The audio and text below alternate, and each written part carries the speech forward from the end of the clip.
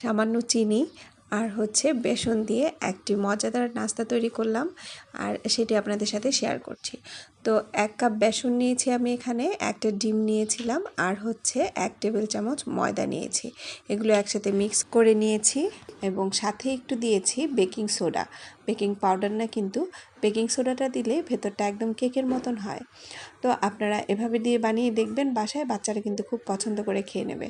আমার বাচ্চারা তো খেয়ে একদম ফিদা হয়ে গেছে, বললো আম্মু আরেকটু দাও। তবে পরিমাণে কিছুটা কম হয়ে গেছিলো, তো ভালো করে ব্যাটারটা এভাবে মিক্স করে সামান্য পানি দিয়ে মিক্স করেছি, বেশি না, গোলাটা যেমন দেখলেন ঠিক তেমনই হবে।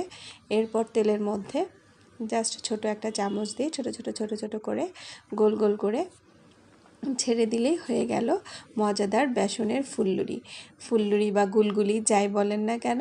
এটা কিন্তু খুবই মজা হয়, ভেতরটা একদম সফট হয় এবং কেকের মতন একটা দানা দানা ভাব আসে কিন্তু ভেতরটা।